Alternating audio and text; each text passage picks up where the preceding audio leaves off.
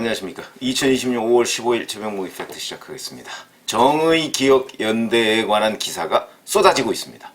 마치 조국 전 법무부 장관에 대한 기사가 쏟아졌던 작년 9월을 연상케 할 정도로 정의기억연대는 이제 정의를 기억한다는 뜻인데 도대체 뭐 드러나는 것마다 전부 다 회계상 오류 또는 뭐 갸우뚱 뭐 이런 겁니다. 오늘 아침에 이제 딱 두 가지만 우선 제가 소개를 해드리겠습니다. 이 두 가지도 우선 어저께 정의기억연대에 대한 성금, 기부금 뭐 이런 것들을 윤미향 전 이사장 개인 명의의 통장으로 받았다 막 하는 것이 이제 문제가 됐어.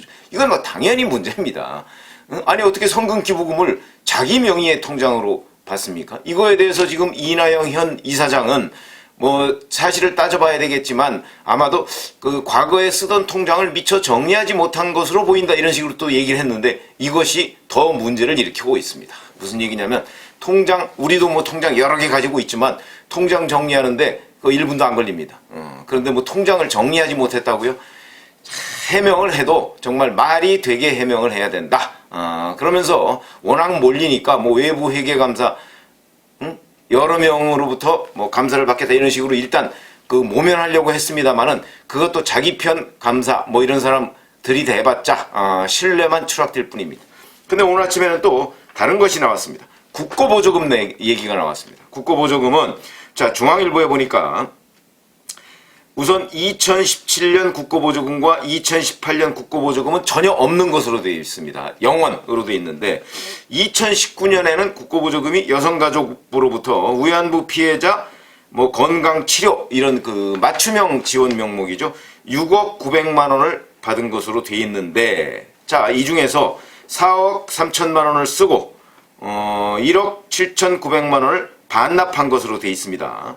그런데 회계장부에는 보조금을 5억 3,800만 원을 받은 것으로 되어 있습니다.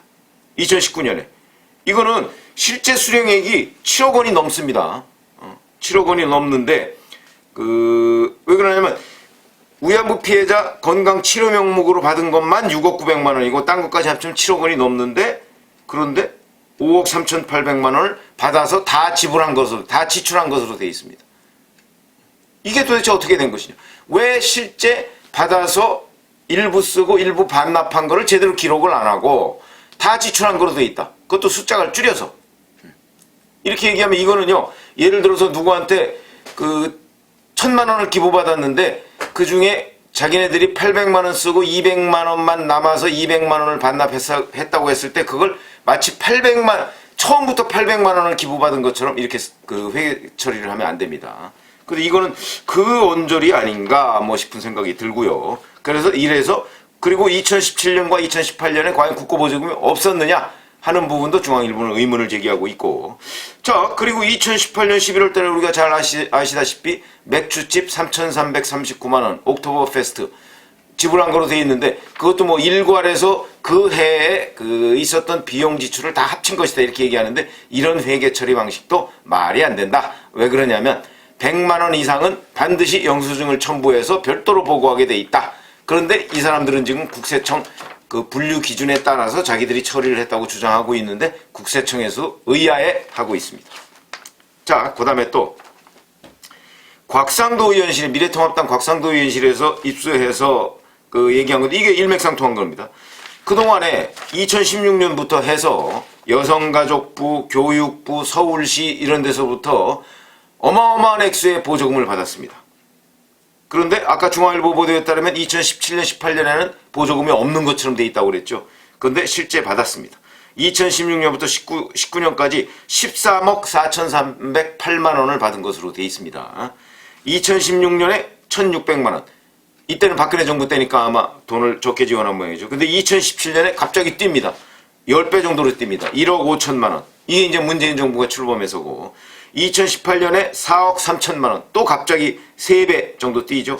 2019년에 또 7억 4,708만 원으로 뜁니다.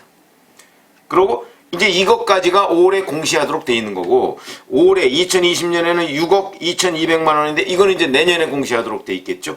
자 이렇게 돼 있는데 그러면 2017년과 2018년에 국고보조금이 없는 것처럼 그렇게 기록한 거는 또 뭐냐? 여기에 또 회계 오류가 있었다. 이게 오류인지 아니면 의도적인 뭐 순기인지 뭐 이런 부분이고, 그 다음에 이제 한국일보를 보니까 또 하나가 나왔더군요. 뭐 이것도 굉장히 의문이 많은, 뭐 의문 정도가 아니고 이럴 수가 있나. 2019년에 공익법인 결산서류라는 것이 있다고 합니다. 공익법인 결산서류. 이게 뭐 정의연이나 아니면 그 전신인 정대협, 이 공익법인이니까요. 공익법인은 결산서류를 해서 국세청 홈페이지나 이런 데 공시를 해야 됩니다. 그래서 공익법인 결산서류를 봤더니 2013년에 좀 오래된 얘기죠. 순자산이 15억으로 되어 있습니다. 15억. 그런데 1년 전에는 22억 5천만 원이었다고 합니다. 그럼 1년 만에 7억 5천만 원이 줄어든 것으로 되어 있죠. 7억 5천만 원. 그래서 이게 도대체 왜 줄어들었느냐. 이때는 이제 정대협 때죠. 정신대대책협의회. 근데 왜 줄어드냐 했더니 이게 부채라고 합니다. 부채. 아니 그래서 갑자기 공익법인이 어디서 무슨 부채를 얻었길래 그러나 하고 그걸 들여다봤더니 거기에 사회복지공동모금회의 부채다. 이런 식으로 기록이 되어 있답니다. 사회복지공동모금회. 많이 들어보셨죠? 이게 지금의 사랑의 열매입니다. 그러니까 사랑의 열매의 부채다. 사랑의 열매도 아마 공익법인일 거고, 거기는 모금을 전문으로 해서 이렇게 뭐 복지사업 하는 곳이죠. 거기에 부채다 그랬는데, 그럼 왜 사회복지공동모금회 사랑의 열매로부터 부채를 이렇게 7억 5천만 원이라는 많은 돈을 부채로 안고 있느냐? 이 부분에 관한 설명이 없습니다. 그래서 이제 한국일보가 취재를 해봤더니 그 전해, 이게 2013년 거라고 그랬죠? 그 전해 2012년에 현대중공업이 이 정대협에다가 기부금을 10억을 냅니다. 10억을 내고, 근데 그 10억 낸 것 중에 일부가 7억 5천인데 이 7억 5천을 부채로 잡았다. 이해가 안 되죠. 왜냐면 현대중공업이 사회복지공동모금에 10억을 내면서 이거 정대협에 지원해주라 이렇게 얘기했습니다. 그래서 정대협에서 그 10억을 정대협이 아니죠. 사회복지공동모금회에서 10억을 정대협에다가 지원을 했는데 정대협에서 그 지원한 것 중에 7억 5천만 원을 부채로 잡았다? 이게 말이 됩니까? 아니 지원받았는데. 그래서 한국일보가 또 취재를 해봤답니다. 이 부분을 보니까 경기도 안성에 이 정대협이 위안부 할머니들을 위한 쉼터를 만들었다고 합니다. 근데 쉼터니까 이제 그건 부동산이죠. 땅을 매입해서 거기다 건물을 짓고 쉼터를 만들었다고 하는데, 이제 정대협 측의 설명은 이렇습니다. 그 쉼터를 나중에 팔았을 때 그 돈을 사회복지공동모금회에 반납을 해야 되기 때문에 부채로 잡았다. 이렇게 얘기를 하는데, 이거는 회계의 ABC도 모르는 일입니다. ABC도 이렇게 하지 않습니다. 왜 그러냐면 우선 만약에 그걸 나중에 팔았다고 할지라도 제가 알기로는 그거는 국고로 환수되는 것으로 알고 있습니다. 결국 공익법인이 그걸 예를 들어서 팔아서 자산 이동을 하면 그 자산 이동은 그 관할하는 관청에 신고를 해서 그 허가를 받아서 쓸 수 있는 것으로 제가 알고 있고, 그 다음에 만약에 공익법인이 해산이 되면 그건 국고로 환수되는 것으로 알고 있습니다. 그런데 사회복지공동모금회로 반납해야 될지 모르기 때문에 부채로 잡았다고요? 말이 안 되는 것이죠. 그 다음에 또 하나. 아니 이 공익법인에서 위안부 할머니들을 위한 쉼터를 만들었는데 그걸 왜 팝니까? 왜 그 판다는 것을 가상을 하느냐? 거의 있을 수 없는 일입니다. 한국일보 기자의 취재에 따르더라도 그 회계사 이런 사람들한테 얘기를 했더니 그건 말이 안 된다. 아니 공익법인이 어디로부터 지원을 받아서, 그러니까 그것도 나중에 이 목적 외 사업했으면 반납해라 이런 조건이 달린 것도 아닙니다. 지원을 받아서 땅을 사서 거기에 쉼터를 만들었는데, 그 쉼터를 나중에 팔 것에 대비해서 회계 처리상 부채로 했다? 처음 듣는다 이런 얘기. 그러면 이런 회계상의 오류, 본인들은 오류라고 주장하는데 저희가 보기엔 이게 오류가 아니고 상당한 정도의 의도가 있는 회계 처리 아니냐, 이렇게 지금 합리적으로 관측을 할 수가 있는데 여기에 대해서 계속 오류라고 하고 있습니다. 근데 제가 지금 소개시켜드린 몇 가지 얘기만 쭉 봐도 이 정의기억연대와 그 전신이라고 할 수 있는 정대협회는 무슨 회계상의 오류가 이렇게 많을까? 그것도 뭐 기자들이 회계 전문가가 아닙니다.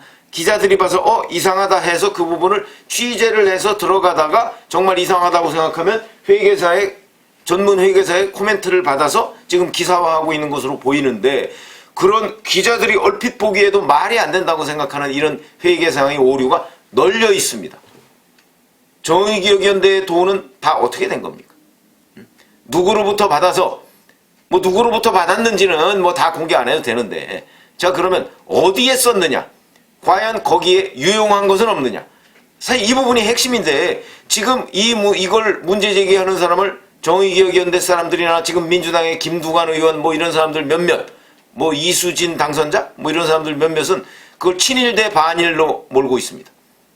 이거의 본질은 윤미향 더불어시민당 당선자가 정대협과 정의연 활동을 해가면서 과연 돈을 유용한 것이 있느냐, 이게 핵심인데, 그 유용했다는 문제 제기를 한 사람을 친일 세력으로 봅니다.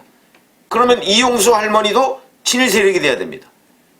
이용수 할머니야말로 정대협과 정의연 존립 기반입니다. 그런데 이 사람들이 자기들 빠져나가자고 지금 존립 기반을 스스로 허물고 있는 것이다. 이게 도대체 말이 되느냐? 그러면 거기에 지금 더불어서 춤추는 이수진 당선자나 김두관 의원 같은 사람은 도대체 뭐냐?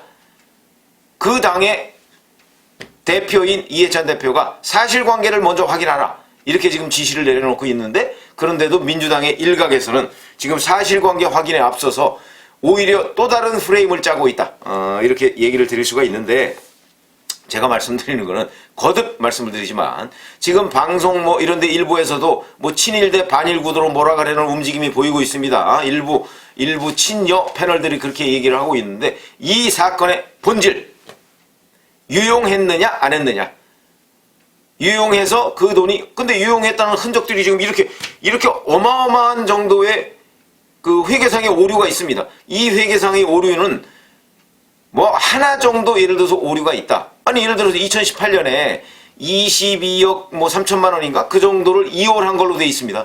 근데 2019년 회계장부에는 이월 금액이 0원으로 돼 있습니다. 그거야 22억 3천만 원이 어디로 도망가지 않았으니까 어디엔가 돈이 있겠죠. 그러니까 이거는 회계상의 단순한 오류이다, 실수다, 이렇게 얘기를 할 수가 있는데, 이런 것들이 지금 곳곳에서 매 항목마다 벌어지고 있다. 그러면 이것은 오류가 아니고 누군가가 의도적으로 회계장부를 분식하거나 아니면 의도적으로 회계장부를 이런 식으로 조작했다 하는 의혹을 제기하는 쪽, 이거는 회계상의 의문제기지 친일 세력이기 때문에 그런 게 아닙니다. 이용수 할머니가 지금 5월 7일 날 처음에 이 문제를 제기했을 때도 도대체 그 돈이 어디에 쓰였는지 모르겠다. 그 돈이 어디에 쓰였는지 모르겠다지, 그게 뭐 윤미향 당선자가 친일 활동을 했어요, 이런 게 아닙니다.